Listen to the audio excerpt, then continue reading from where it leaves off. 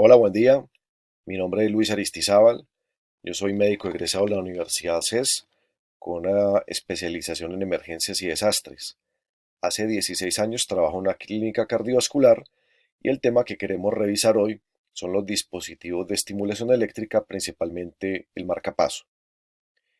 Hay diferentes tipos de marcapaso, los cuales pueden ser temporales o definitivos.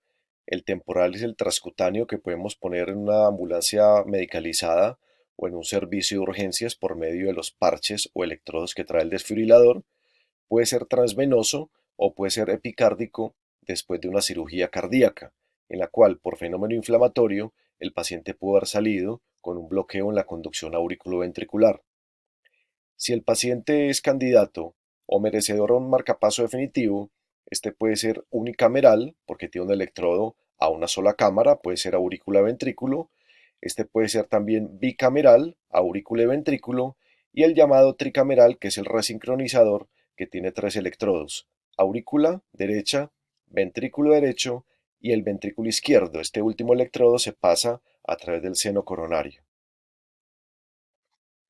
Acá estamos viendo entonces los parches o electrodos transcutáneos de un marcapaso que está conectado a un monitor o desfibrilador.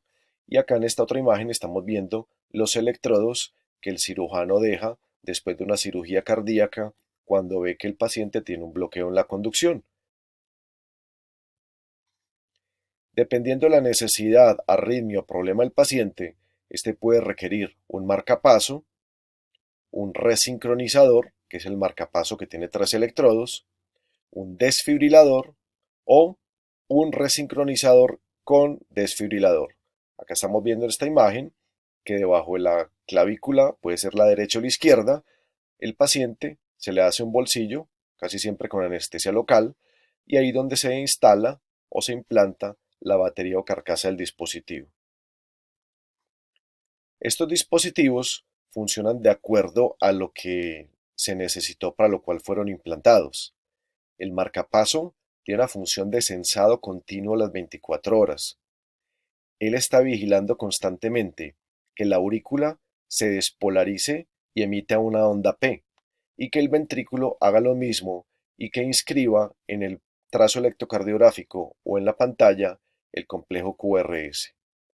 También puede ser que se necesite el CDI para una descarga o una sobreestimulación, y el resincronizador principalmente para pacientes que tienen una falla cardíaca, que tienen una clase funcional bastante deteriorada, que tienen un QRS ensanchado y que están con terapia farmacológica full.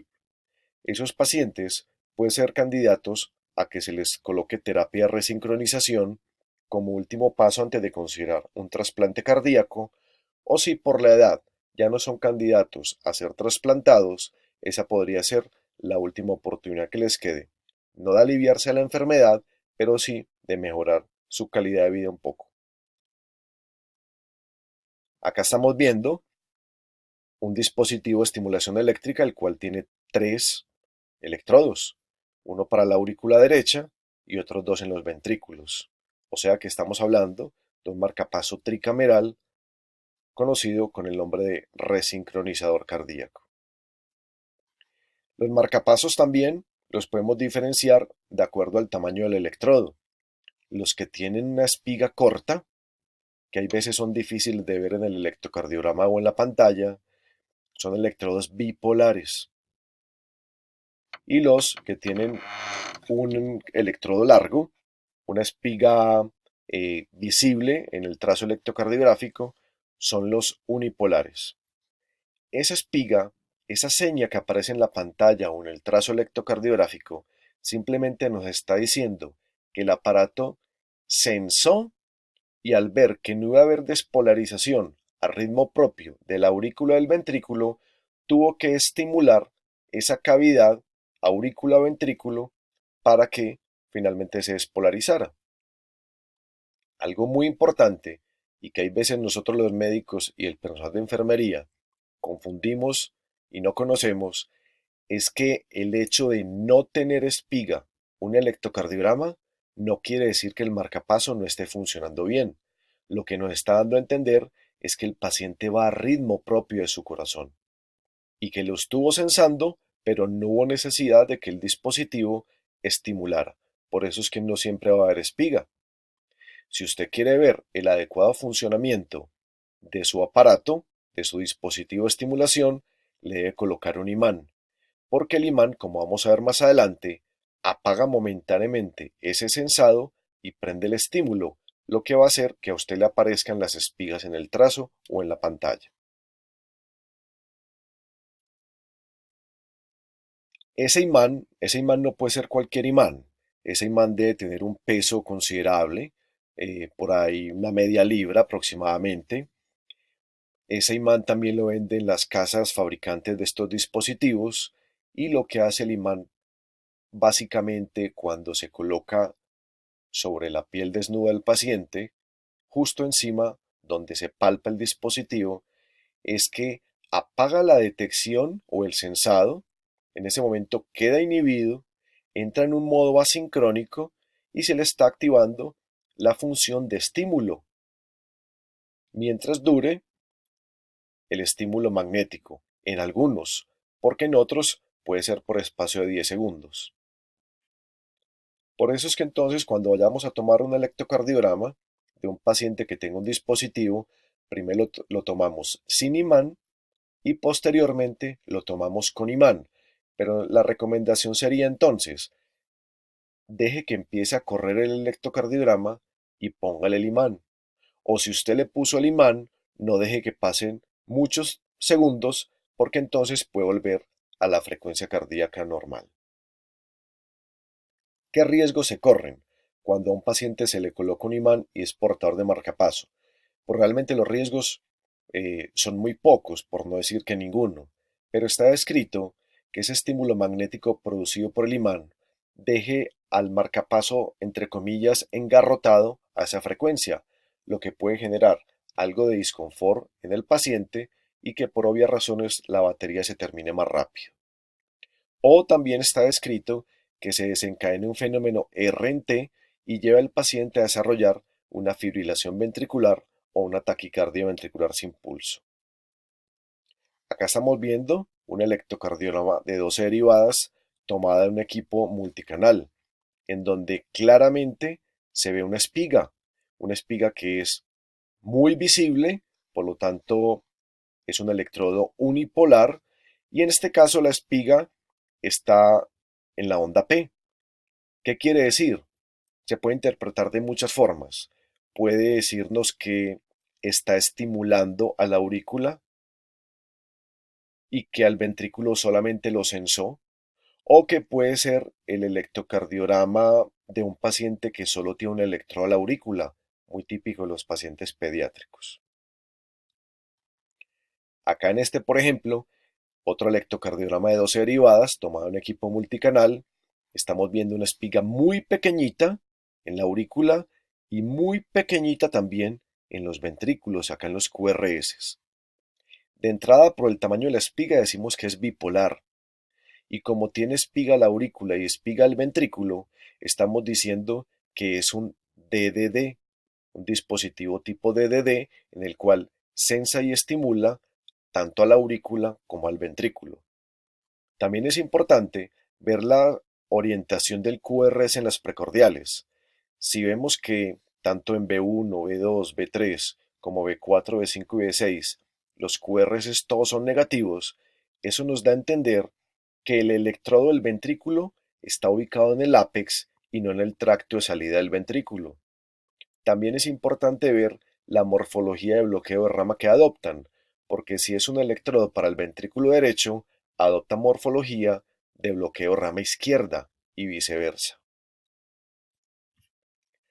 Acá, por ejemplo, estamos viendo que hay espiga para la aurícula y espiga para el ventrículo. Entonces uno podría decir, otro dispositivo DDD, pues podría ser, está estimulando ambas cavidades, pero si nos detenemos un poco y contamos la frecuencia cardíaca, 300, 150, 100, es poco probable que el electrofisiólogo haya programado ese dispositivo para que vaya a 100 latidos por minuto y más fácil pensar que este es el electrocardiograma de un paciente en el cual en ese momento se le ha colocado un imán. Cuando hablamos de cardiodesfibrilador implantable o resincronizador con desfibrilador, este es colocado o implantado en pacientes que tienen cardiopatías dilatadas, fallas cardíacas avanzadas, que se les ha documentado una taquicardia ventricular o que han sobrevivido a un episodio de muerte súbita. El cardiodesfibrilador implantable solo tiene un electrodo, el cual posee un coil para emitir descarga. Y el resincronizador, como veíamos ahora, es un marcapaso que tiene tres cables, tres electrodos y que va a tener coils para suministrar descarga. Este tipo de dispositivos detectan en menos de 5 segundos arritmias ventriculares y dan terapia para terminarlas. Esa terapia no siempre va a ser una descarga eléctrica, que por cierto es bien dolorosa para el paciente, es una desfibrilación con 40 joules, pero también está descrita o puede tener la posibilidad de hacer una terapia de sobreestimulación y terminar con esa taquicardia. Acá estamos viendo entonces un dispositivo implantado de estimulación, en donde acá estamos viendo la carcasa y estamos viendo un solo electrodo, el cual, miren acá y miren acá abajo, tiene los coils. Entonces, si usted ve en una placa coils, ya de entrada sabe que es un desfibrilador. Si es un solo electrodo, es un CDI, y si son tres, es un resincronizador que tiene desfibrilador. Ese dispositivo está programado a determinada frecuencia y en ocasiones, si el paciente con alguna otra arritmia que puede ser supraventricular supera esa frecuencia cardíaca, el aparato lo podría malinterpretar y pensar que se trata de una taquicardia o una fibrilación ventricular y emitir descarga. O al contrario, si es inferior a este valor programado, podría no dar descarga. Como decíamos ahora, esa descarga es bastante dolorosa para el paciente, es sin previo aviso, pero para eso se colocó, para salvarle la vida al paciente. No solamente da descargas a 40 joules, como decíamos ahora, también tiene la posibilidad de emitir una terapia de sobreestimulación y entonces el paciente no va a sentir descarga, sino que tiene una sensación como de mareo y palpitación. Si el paciente llegase a estar en paro cardiorrespiratorio con un ritmo desfibrilable tipo fibrilación ventricular o taquicardia ventricular sin pulso, es probable que el desfibrilador, si está bueno, esté emitiendo descargas. Usted no toque al paciente en ese momento porque va a recibir la terapia eléctrica también, y las opciones son esperar 30 segundos a que termine de ciclar o colocarle un imán sobre el dispositivo para que apague la función de descarga.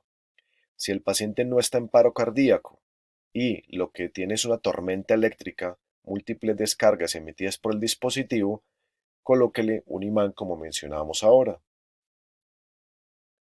¿Qué hace ese imán? También veíamos que entonces aumenta la frecuencia cardíaca, depende del tipo de aparato, entre 85 y 100. Se va a escuchar un pito cada segundo por espacio de un minuto, casi siempre eh, coincidiendo con la R del QRS.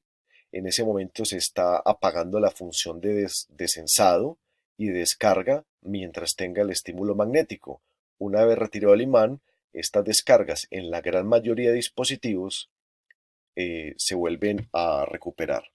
El riesgo es que, por eso es muy claro lo que colocamos al final en paréntesis, no en todos los CDI puede pasar, pero en algunos, y eso uno no tiene cómo saberlo de entrada, el imán puede apagar la función de descarga y de pronto en forma equivocada nosotros mandar para la casa al paciente con el CDI y la función de descarga apagada.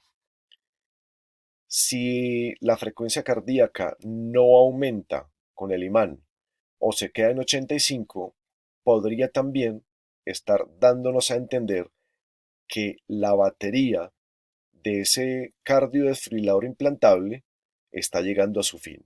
Es por eso que este tipo de pacientes deben estar en controles frecuentes al principio y al final de la vida útil de la batería con el servicio de electrofisiología. Así pues, entonces terminamos esta revisión de dispositivos de estimulación eléctrica. Hablamos de marcapasos, resincronizadores y desfibriladores. Un abrazo y hasta pronto.